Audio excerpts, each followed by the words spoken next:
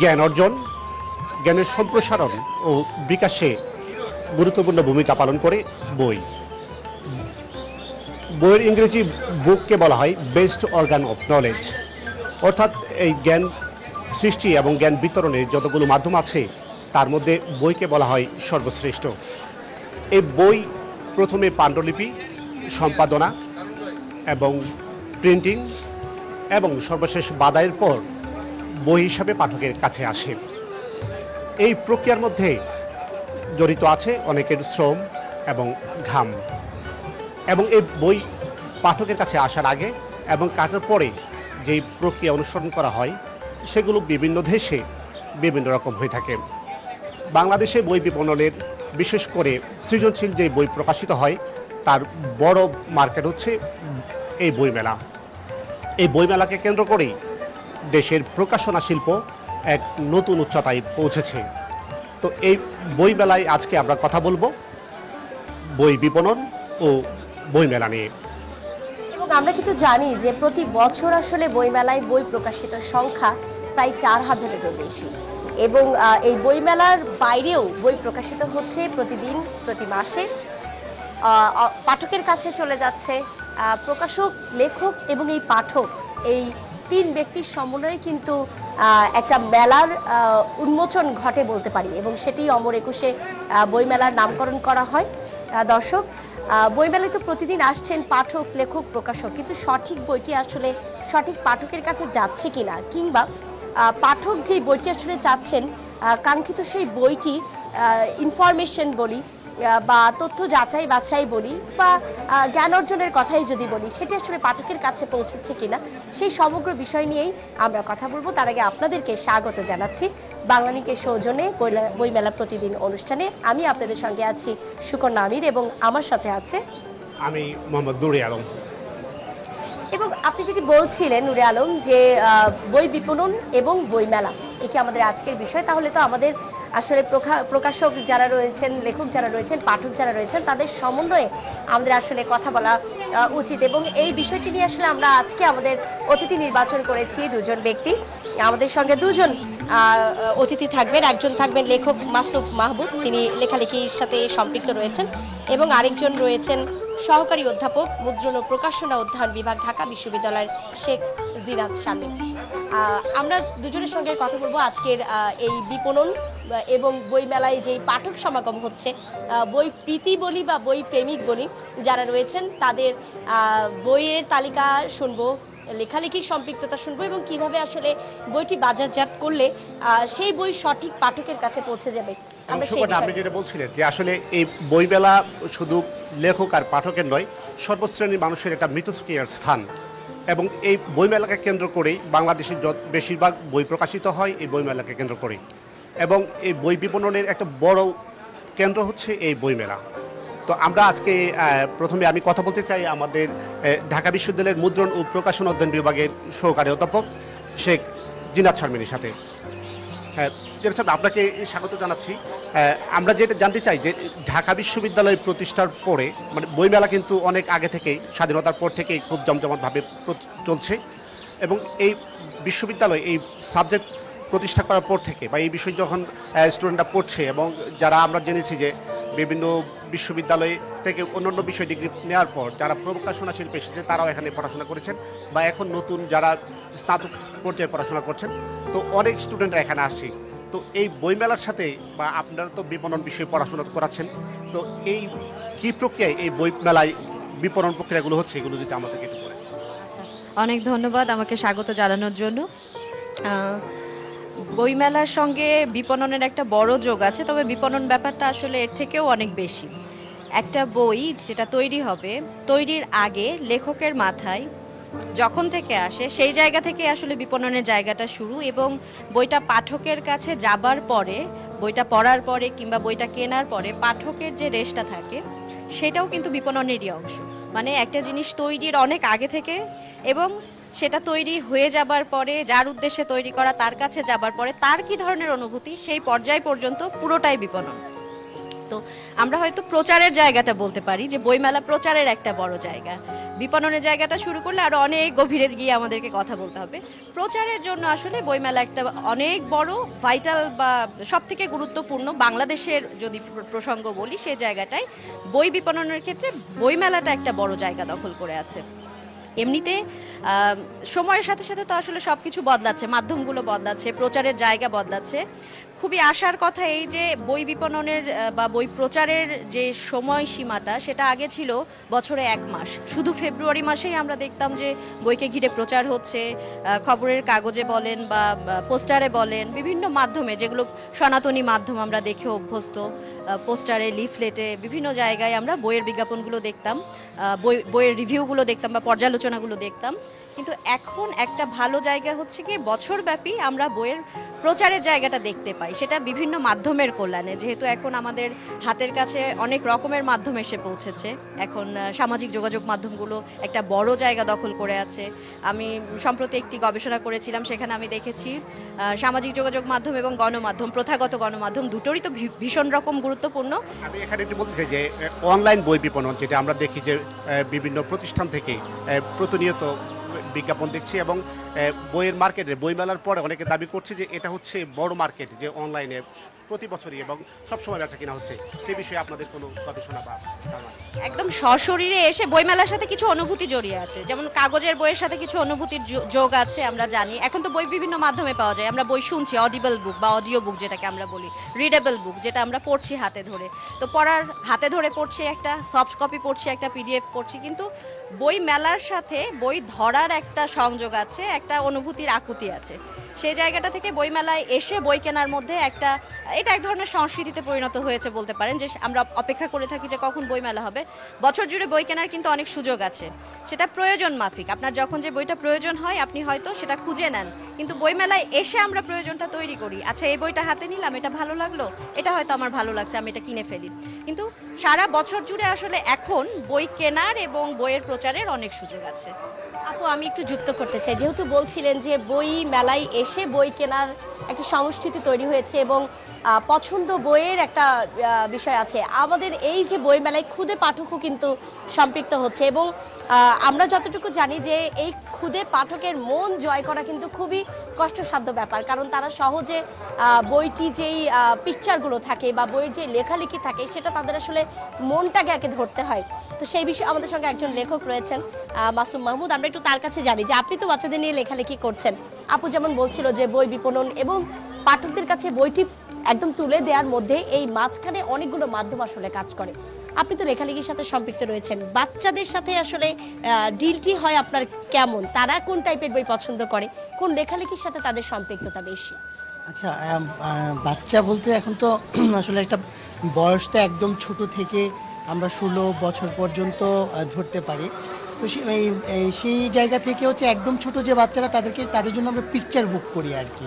যেমন একদম অল্প লেখা, প্রতি পৃষ্ঠায় 1-2টা করে লাইন, সেইখানে বড় করে ছবিটা দেয়া থাকে আর কি। যে বাচ্চাটা হয়তো পড়তে পারে না, তার হাতে বইটা দিয়ে দিলে সে ছবিটা দেখে এবং ছবিটা দেখে সে একটা মানে কল্পনা করতে পারে যে এটা এই, তখন সে এটা বুঝে ফেলে আর কি।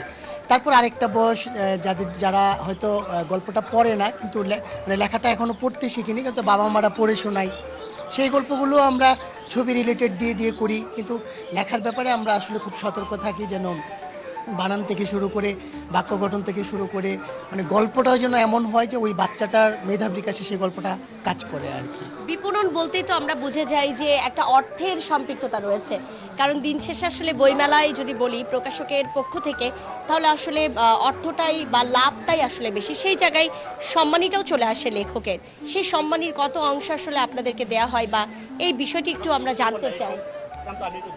জি, যেটা হচ্ছে আমাদের দেশে বলা হয় যে ছেলেদের চাকরির বেতন এবং মেয়েদের বয়স জিজ্ঞাসা করতে নেই। এবং এই সময়ে আমরা যেটা দেখছি যে একজন প্রকাশক লেখককে জানতে দেন না যে কত কপি বই প্রকাশ হয়েছে এবং কত কপি বিক্রি হয়েছে।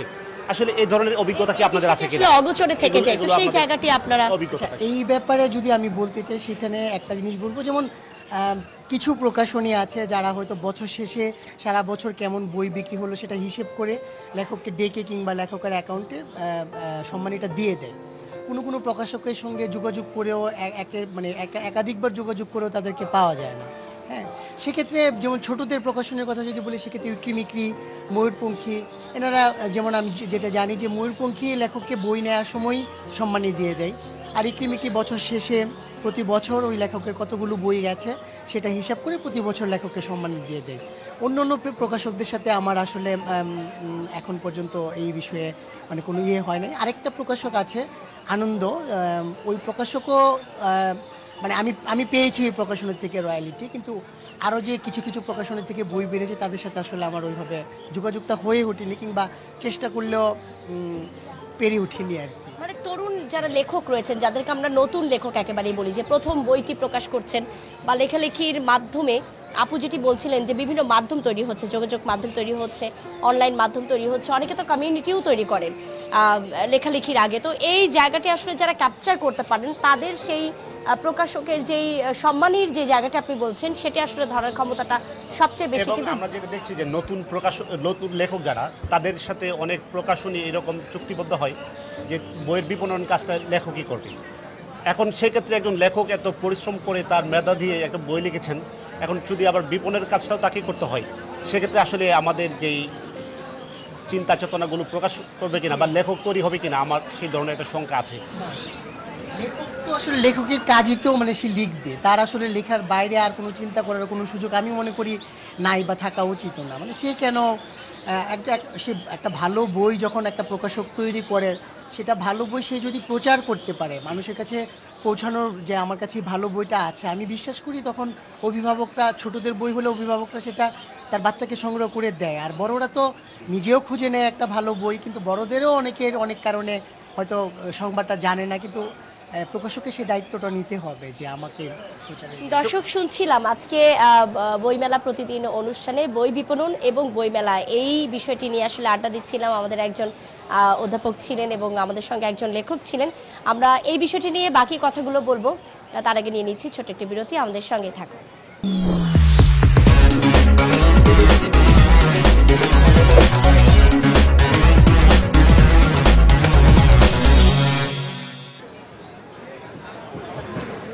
আজকে বইমেলার 15তম দিন।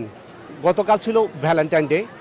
আজকের মেলায় যেহেতু ছুটির দিন চলছে, আজকের মেলাতেও আমরা সেই ভ্যালেন্টাইনের বা ভালোবাসা দিবসের একটা আবহ লক্ষ্য করছি।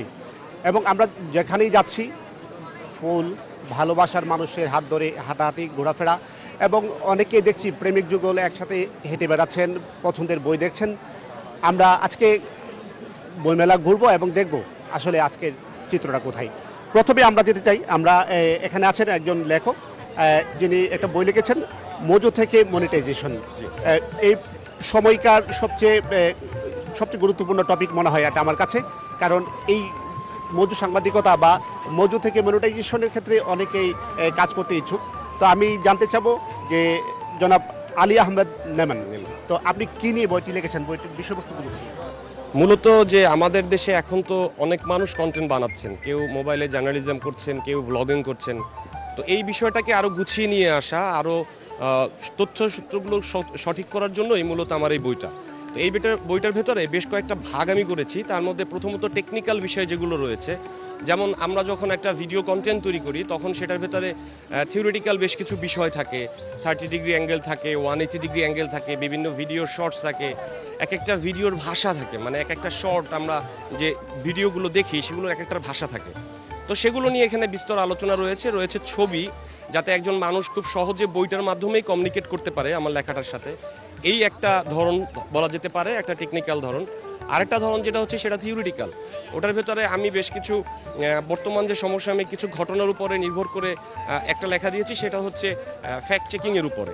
যে আমাদের দেশে যে মিথ্যা তথ্যগুলো সোশ্যাল মিডিয়াতে বা বিভিন্ন রকমভাবে চলে আসছে, সাধারণ মানুষ বা যারা কন্টেন্ট তৈরি করছেন তারাও হয়তো বা খেয়াল করছেন না এবং এটা শেয়ার করছেন, বা তার কন্টেন্টের ভেতরেও একটু দিলেন ভিউ পাওয়ার আশায় বা ভাইরাল হওয়ার আশায়, কিন্তু ওইটার যে ইম্প্যাক্ট সারা দেশের মানুষের কাছে পড়ছে সেই জিনিসটাকে আমি এখানে তুলে ধরা নিয়ে চেষ্টা করেছি।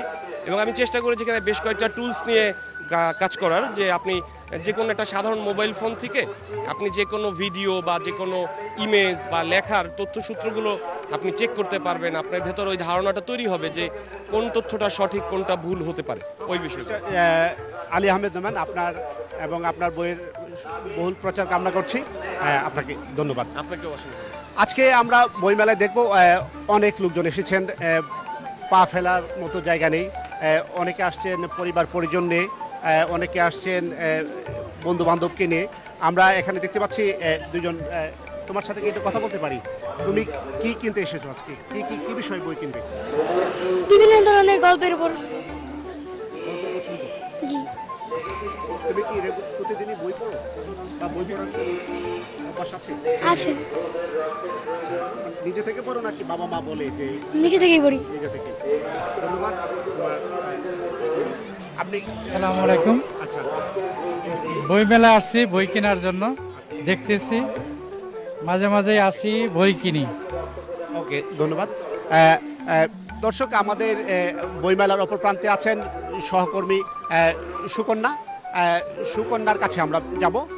সুকন্যা, দেখছেন বইমেলার আজকে শিশুদের বই যেসব স্টলে বিক্রি হচ্ছে সেই সব স্টলগুলোর সামনে আছেন সুকন্যা।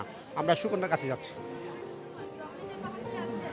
নুরে আলম, আমি আছি শিশু চত্বরে এবং এখানে তো খুদে পাঠক থেকে শুরু করে দর্শনার্থীদের ভিড় তো রয়েছেই, যেহেতু আজকে ছুটির দিন।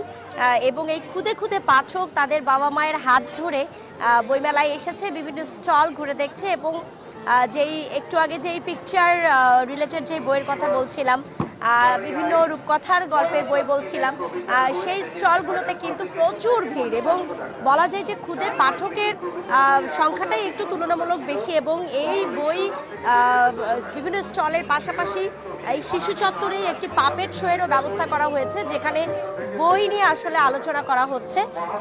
সেই বইগুলো নিয়ে আসলে শিশুরা কথা বলছে। আমরা একটু চেষ্টা করি কথা বলার জন্য। বাচ্চাকে সাথে নিয়ে এসেছেন, নিশ্চয়ই বই পড়তে অনেক পছন্দ করে। কি কি বই কিনছে? বেবি মাত্র আসলাম, দেখতেছি বই, দেখে ভালো লাগলে বাচ্চাকে কিনে দিব। বই মেলায় কি প্রতি বছর আসা হয়? হ্যাঁ, চেষ্টা করি আসতে, আর এখন বেবির জন্যই আর কি বিশেষ করে আসার চেষ্টা করি। একটু তোমার কাছে জানতে চাই, কি কি বই পছন্দ করছো মেলায় এসে?